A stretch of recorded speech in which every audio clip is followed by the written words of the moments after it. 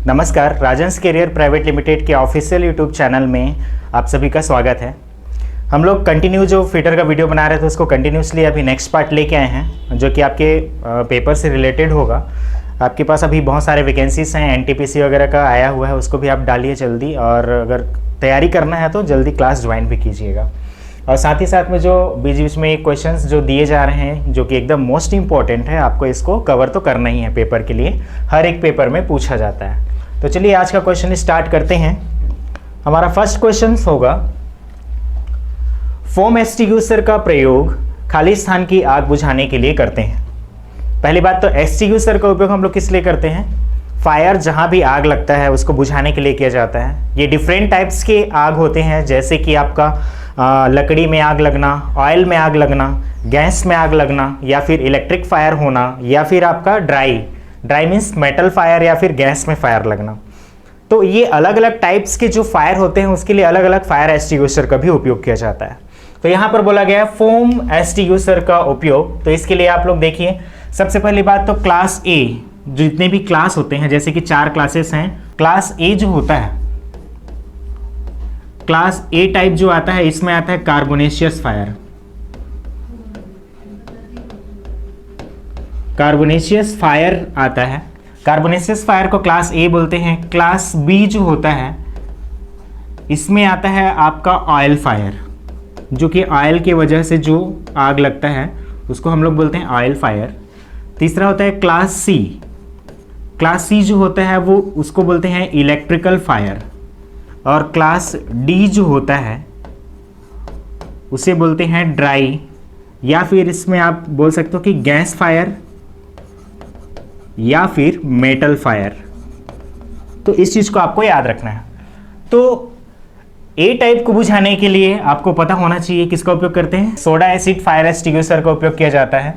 B type जो होता है वो ऑयल फायर होता है, और इसको बुझाने के लिए हम लोग फोम एक्सटिंग्विशर का उपयोग करते हैं। तो ये कौन से टाइप के अंतर्गत आता है? क्लास बी के अंतर्गत आता है, इसको आपको याद रखना है। इसके साथ ही साथ में कार्बोनेशियस फायर जो लगता है, ये लकड़ी या फिर वुड को जब जलाते हैं तो वहां से क्या होता है, कार्बन रिलीज होता है। That's called carbonaceous fire. जो कार्बन को ज़्यादा उत्सर्जित करता है उसी को ही बोला जाता है कार्बोनेशियस फायर। नेक्स्ट है ऑयल फायर, जो ऑयल में आग लगता है उसको बोलते हैं ऑयल फायर। इलेक्ट्रिक फायर जो होता है, इलेक्ट्रिकल इक्विपमेंट जैसे कि आपका वेल्डिंग मशीन हो गया, या फिर जो वायर की सप्लाई है, जितने भी उसमें वायर में जो आग लग जाते हैं उसको बोलते हैं इलेक्ट्रिकल फायर। नेक्स्ट है गैस फायर या फिर मेटल फायर। मेटल पर जो आग लगता है उसको मेटल फायर बोला जाएगा, और गैस पर जो आग लगेगा उसे गैस फायर बोला जाएगा। तो ये क्लास एकदम मोस्ट इंपॉर्टेंट है आपके लिए, एकदम मोस्ट इंपॉर्टेंट है ना, तो इसको आपको पूरा बना लेना है। क्लास डी किसके अंतर्गत आएगा? तो आपको याद रखना है गैस के अंतर्गत आएगा, गैस और मेटल फायर के अंतर्गत आएगा। क्लास ए जो होता है वो किसके अंतर्गत आता है? Carbonaceous fire. और क्लास सी जो आता है वो हम लोग इलेक्ट्रिक फायर के लिए यूज करते हैं। तो याद रखना, ये तो हो गया कार्बन वाले के लिए। और दूसरा क्लास डी आता है ये गैस फायर के लिए। तो गैस के लिए आपको याद रखना dry soda, dry fire extinguisher का उपयोग किया जाता है। क्लास ए के लिए जो होता है ये सोडा एसिड का उपयोग करते हैं, इसको भी आपको याद रखना है, सोडा एसिड फायर एक्सटिंग्विशर का। क्लास सी के लिए जो इलेक्ट्रिकल फायर है उसको बुझाने के लिए आपको CTC कार्बन टेट्राक्लोराइड या फिर CO2 gas, carbon dioxide gas का उपयोग किया जाता है, इसको भी आपको याद रखना है। चलिए नेक्स्ट क्वेश्चन देखते हैं। साइन बार का साइज खाली स्थान से लिया जाता है। तो साइन बार का उपयोग हम लोग क्यों करते हैं? साइन बार जो होता है कुछ इस प्रकार से होता है।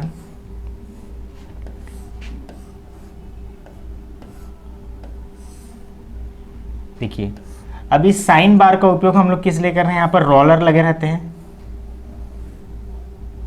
और यहाँ पर खांचे बने होते हैं। तो ये जो 2 रोलर्स होते हैं, इन दोनों रोलर्स के बीच का सेंटर से सेंटर की बीच की दूरी से क्या किया जाता है? साइन बार की लंबाई को लिया जाता है। अब साइन बार जो होता है इसको याद रखना है, ये कहलाता है फ्लैट सरफेस, जहाँ पर हम लोग जॉब को क्या करते हैं? क्लैंप करते हैं। यहाँ पर जो होल दिया जाता है वो क्लैंप करने के लिए दिया जाता है, इसको भी कभी बार बार पूछा जाता है पेपर में। साइन बार की जो एक्यूरेसी होती है वो एक्यूरेसी कितना होता है? तो याद रखना 1 मिनट की शुद्धता में ये किसी जॉब को चेक कर सकता है, 1 मिनट की शुद्धता में किसी जॉब को चेक कर सकता है। तो साइन बार का साइज कहाँ से लिया जाएगा? दोनों रोलर के बीच की दूरी से लिया जाता है। नेक्स्ट क्वेश्चन है, वायु दाब को मापने के यंत्र को खाली स्थान कहते हैं। वायु दाब, जो एटमॉस्फेयर का प्रेशर होता है वायु दाब, उसको मापने के लिए हम लोग किसका उपयोग करते हैं? तो उसके लिए होता है बैरोमीटर। किसका उपयोग किया जाएगा? बैरोमीटर। तो इसका राइट आंसर क्या होगा? बैरोमीटर। यहाँ पर ऑप्शन में और भी है, एनीमोमीटर। तो याद रखना इसका, एयर की वेलोसिटी को चेक करने के लिए, वेलोसिटी को मेजर करने के लिए हम लोग किसका उपयोग करते हैं? एनीमोमीटर का। बैरोमीटर का उपयोग प्रेशर को चेक करने के लिए किया जाता है या मेजरमेंट के लिए। हाइग्रोमीटर का उपयोग हम लोग क्या करने के लिए? एयर में ह्यूमिडिटी को चेक करने के लिए, ह्यूमिडिटी को मेजर करने के लिए इसका उपयोग किया जाता है। थर्मामीटर का उपयोग किसके लिए करते हैं? टेम्परेचर को मेजर करने के लिए। तो ये भी आपको याद रखना है, किसी को भी पूछा जा सकता है। नेक्स्ट है, एक स्लॉट की चौड़ाई को मापने के लिए किस प्रकार के कैलिपर का प्रयोग किया जाता है? तो आपको पता होगा स्लॉट क्या होता है? इनसाइड डाया होता है। अब इनसाइड डाया किसी भी स्लॉट की अगर आपको चेक करना हो, जैसे इस स्लॉट की चौड़ाई आपको चेक करनी हो, तो आप किसका उपयोग करोगे? इनसाइड कैलिपर का उपयोग करोगे, क्योंकि इनसाइड कैलिपर की जो लैग होती है वो क्या होती है? बाहर की ओर मुड़ी होती है, जिसके द्वारा आप क्या कर सकते हो? आसानी से इसको चेक कर सकते हो। तो ये क्या कहलाता है? Inside caliper. Inside caliper. और इनसाइड कैलिपर की जो लैग है उसको याद रखना, ये बाहर की ओर मुड़ी होती है 45 डिग्री में। इसको भी आपको याद रखना है। और इसका पॉइंट का जो ग्राइंडिंग एंगल होता है वो होता है 10 से 12 डिग्री। इसको भी आपको याद रखना है। मटेरियल की अगर बात की जाए तो मटेरियल ये होता है हाई कार्बन स्टील से इसको बनाया जाता है। क्लियर है?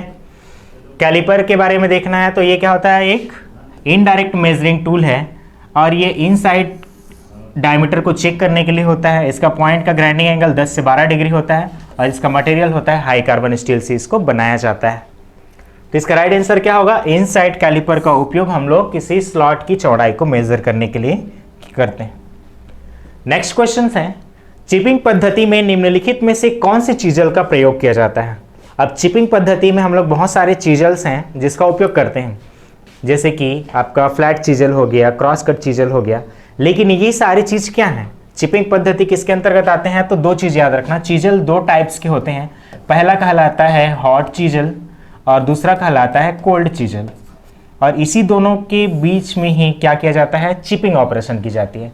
चिपिंग ऑपरेशन जो होता है ये जनरली हम लोग कोल्ड कंडीशन में करते हैं, तो इसीलिए यहाँ पर किसका उपयोग किया जाएगा? कोल्ड चीजल का उपयोग किया जाएगा।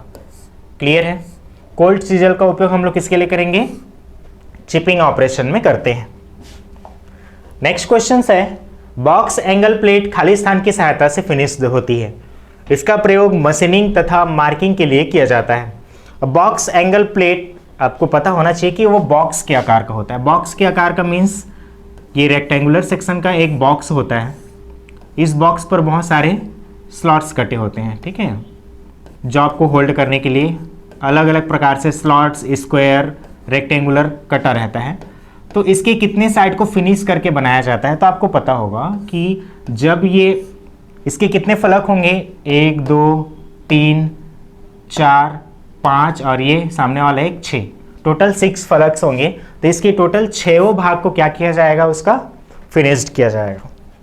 इसका उपयोग हम लोग क्यों करते हैं? एक बार किसी जॉब को अगर यहाँ पर फिक्स कर दिए तो उसको हम लोग किसी भी डायरेक्शन में रख करके मशीनिंग, ड्रिलिंग ऑपरेशन आसानी से कर सकते हैं। नेक्स्ट क्वेश्चन है, स्टील में कितना प्रतिशत कार्बन होता है? अब स्टील जो होता है उसमें अलग अलग प्रकार के स्टील्स बनाए जाते हैं, लेकिन स्टील जैसे कि आपका प्लेन कार्बन स्टील है, प्लेन कार्बन स्टील। तो प्लेन कार्बन स्टील में आपको पता होगा कितना होता है? 0.1 से लेकर के 2% तक क्या रखा जाता है? कार्बन रखा जाता है। तो ये कहलाता है प्लेन कार्बन स्टील। और इसी में ही कार्बन के परसेंट को कम या फिर ज़्यादा कर करके क्या किया जाता है उसमें, जैसे कि dead mild steel, medium carbon steel और हाई कार्बन स्टील को बनाया जाता है। तो हाई कार्बन स्टील में भी कार्बन की परसेंट पूछी जाती है, तो याद रखना हाई कार्बन स्टील में कार्बन की परसेंट 0.6 से लेके 1.6 7% तक होता है, इसको भी आपको याद रखना। क्लियर है। डेड माइल्ड स्टील की अगर बात की जाए तो 0.015 से लेकर के 0.2% तक कार्बन होता है, इसको भी आपको याद रखना है। चलिए नेक्स्ट क्वेश्चन है। इस विधि से कोटिंग किए बिल्ट को रोल्ड ऑन किया जाता है। तो रोल्ड ऑन करने के लिए आपको पता होना चाहिए, ये रोल्ड ऑन जो होता है ये किसके लिए करते हैं। मान के चलो कि ये कोई जॉब है, इस जॉब को आपको संक्षारण से रोकना है। संक्षारण मीन्स होता है कोरोजन, और कोरोजन से अगर आपको रोकना है तो क्या करना पड़ेगा आपको, इसके ऊपर अगर ये मेटल है, मेटल मान के चलो कि हाई कार्बन स्टील है, तो हाई कार्बन स्टील को अगर आपको कोरोजन से रोकना है तो उसके लिए आप क्या करोगे, इसके ऊपर ऐसे मेटल्स की एक लेयर चढ़ा दोगे जो कि नॉन कोरोसिव हो। जैसे अगर हम लोग इसके ऊपर में एक लेयर कॉपर का लगा दिए, मान के चलो कॉपर का एक प्लेट लगा दिए ऊपर और नीचे दोनों साइड में, तो यहाँ पर क्या हो जाएगा, वो अब कोरोजन से मुक्त हो जाएगा, क्योंकि ऊपर में हम लोग क्या लगा दिए हैं, कॉपर की प्लेट लगा दिए। ये हो गया कॉपर का। तो कॉपर क्या करता है, संक्षारण को रोक देता है। तो बिल्ट को रोल ड्रॉन करना मीन्स क्या होता है कि एक पतली लेयर रोलर के थ्रू उसको क्या कर देना, उसमें चिपका देना ताकि वो कोरोजन से मुक्त हो जाए। तो ये कहलाता है क्लैडिंग। एक मेटल के ऊपर दूसरे मेटल की परत चढ़ाने की क्रिया जो है क्या कहलाती है, क्लैडिंग कहलाती है। इसको आपको याद रखना है। क्रोमाइजिंग में हम लोग किसका उपयोग करते हैं, क्रोमियम पाउडर का उपयोग किया जाता है। ये भी क्वेश्चन इंपॉर्टेंट है, क्रोमियम पाउडर का, इसको भी आपको याद रखना है। Chromium powder. सेरेडाइजिंग में हम लोग किसका उपयोग करते हैं, जिंक पाउडर का उपयोग करते हैं। मेटल स्प्रेइंग में जो भी मेटल रहेगा बेस मेटल, उससे ही मेटल को स्प्रे किया जाता है।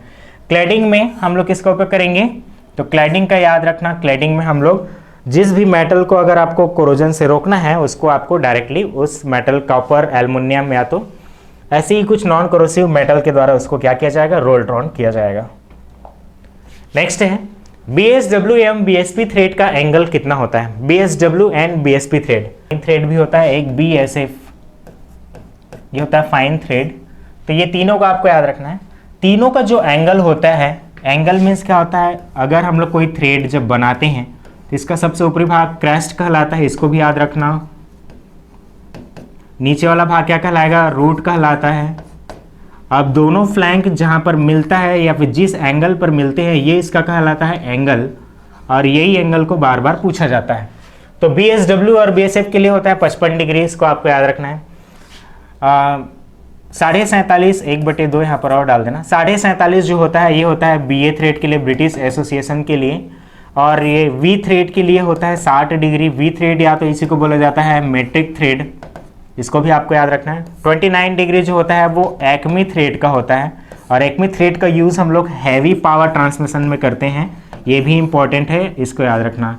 हैवी पावर ट्रांसमिशन में हम लोग किसका उपयोग करते हैं, तो एक्मी थ्रेड का यूज़ किया जाता है। क्लियर है।